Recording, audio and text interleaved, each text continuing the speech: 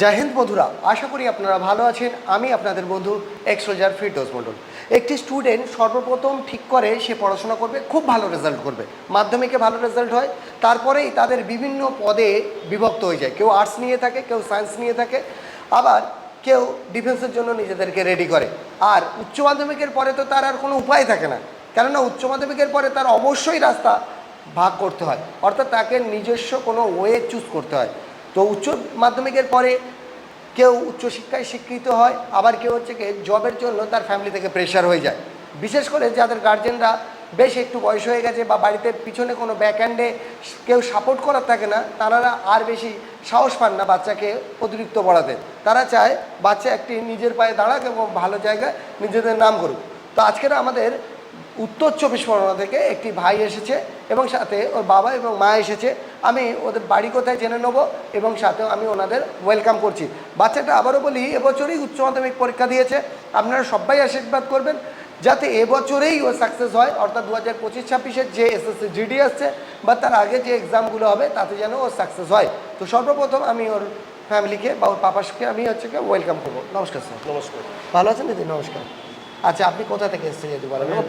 দাদা থেকে এসেছি। বনগাঁ? হ্যাঁ, উত্তর 24 পরগনা। তা ওখানে তো অনেক একাডেমি আছে, ওখানে কেন ভর্তি করলেন না? আমার কাছে কেন না, এলেন? আমার এটা ভালো লেগেছে তাই আমি ইউটিউবে দেখেছি, আমার একটু কাছে ইউটিউবে দেখেছি, এই জন্য আমি এটাই সিলেক্ট করে দিলাম। আমি ঠাকুরনগরে গিয়েছিলাম, আচ্ছা। তারপরে চাঁদপাড়ায়, তা আমি সব ঘুরে ঘুরে দেখলাম যে এইটাই আমার ভালো লাগলো তাই।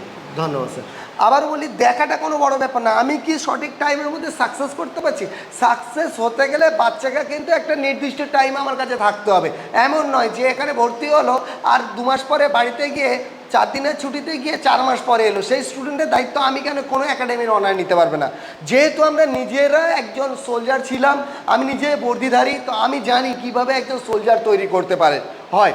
আবারও বলছি, কারোর কাছ থেকে কোনো ডকুমেন্টস মানে অরিজিনাল ডকুমেন্টস জমা নেওয়ার কোনো অধিকার কোনো একাডেমি নেই। যদি কোনো একাডেমি আপনাদের অরিজিনাল ডকুমেন্টস নিতে চায়, সঙ্গে সঙ্গে ভেবে নেবেন তাদের মনসার উপরে, তাদের মানসিক চিন্তাভাবনার উপরে। স্যার, আপনার কাছে কোনো ডকুমেন্টস নেওয়া হয়েছে? না, আমার থেকে তো নেওয়া হয়েছে, জেরক্স নেওয়া হয়েছে, কিন্তু অরিজিনাল আমি দিই। জেরক্স তো একটা একাডেমিতে থাকতে গেলে তার একটা প্রুফ থাকবে, proof থাকবে। আধার কার্ড, জেরক্স এগুলো লাগবেই। ফর্ম ফিল আপ করতে লাগে। ফর্ম ফিল আপ করতে আমার লাগবে, কিন্তু অরিজিনাল আমরা নিই বা নেব না। যতদিন একাডেমি জন্মেছে 2009 সাল থেকে আজ পর্যন্ত কোনো স্টুডেন্ট বলতে পারবে না আমাদের কাছে কোনো অরিজিনাল ডকুমেন্টস রেখেছে বা আমরা রাখতে চাই না। এটা একটা এক্সট্রা হেডেক। তো আবারও বলছি, আপনাদেরও বলছি, যারা স্টুডেন্ট তাদেরও বলছি, আপনারা কোনো দিন কাউকে কোনো একাডেমিকে অরিজিনাল ডকুমেন্টস দেবেন না। আর সাথে সাথে তারা যদি চায় আপনারা সেখান থেকে অবশ্যই দূরে থাকবেন। আর যেখানে আপনাদের, আবারও বলছি, আমার এখানে ভর্তি হতে হবে এরকম কোনো ব্যাপার নয়। যারা যে চাকরি করেছে, ধরে নিন কেউ একজন ডিফেন্স পার্সন, তিনি ডিফেন্স সম্পর্কে অনেক বেশি ওয়াকিবহাল, তিনি পরিষেবা দিয়ে এসছেন, তাদের কাছে ভর্তি হন। কেউ একজন স্কুল মাস্টার করেছে, তার কাছে ডিফেন্সের ভর্তি হচ্ছেন, কোনো লাভ নেই ভাই। তিনি স্কুল মাস্টার করাক, সেটা ভালো করবে। তো সেই জায়গাতে দাঁড়িয়ে আপনাদের সবসময় জেনে নিতে হয় ভিতটা, যে ব্যক্তি আপনাদের ভর্তি নিচ্ছেন সেই ব্যক্তি আদৌ কিছু করেছেন, সেই একাডেমিতে কেউ চাকরি পেয়েছেন। অনেক সংস্থা আছে, সেই সংস্থা কি করে, তারা নিজেরা চাকরি পায়নি, বলে আমার স্টুডেন্টকে দেখিনি। আরে ভাই, বাড়িতে বসে থেকেও চাকরি হয়, আমরাও বাড়িতে বসেই চাকরি পেয়েছি। তাদের কি হচ্ছে, হাজার হাজার ছেলে রাখছে, দেখা যাচ্ছে 5000 ছেলে রেখে 25 জন চাকরি পাচ্ছে, তাদের ফায়দাটা কি আছে? আপনাকে আবারও বলছি, দেখতে হবে আমার 100 জনের মধ্যে কতজন আছে। তো সেই জায়গা থেকে দাঁড়িয়ে আজকের আমরা 350-এর অধিক বাচ্চাকে সফল করাতে পেরেছি আমাদের বাচ্চাদের। আর আমরা অল্প স্টুডেন্ট নিয়েই কিন্তু পড়াশোনা করাই। তো ধন্যবাদ স্যার। আমি যদি ছেলের একটু জেনে নিই, বেটা তোমার নাম কি একটু বলো, আর কোন স্কুলে পড়তে? আমার নাম উদয় সূত্রধর। আমি আগে কারাপোতা বয়েজ স্কুলে পড়তাম। তো আমি এখন 12 পাস করেছি, এখন ডিফেন্স লাইনে আমি যেতে চাই, ওর জন্য আমি এই একাডেমিতে ভর্তি হয়েছি।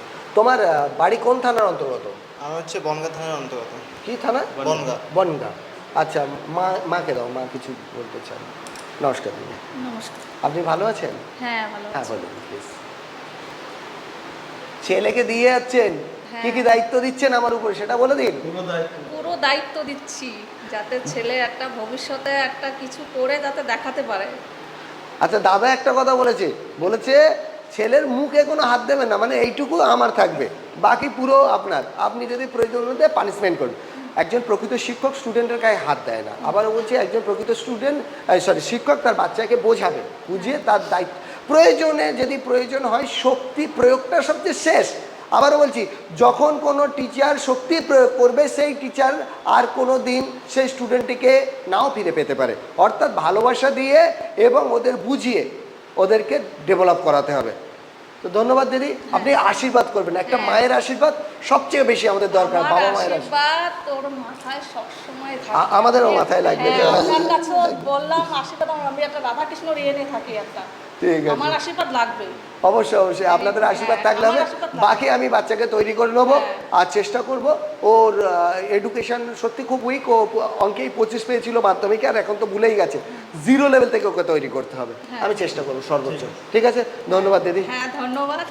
ধন্যবাদ।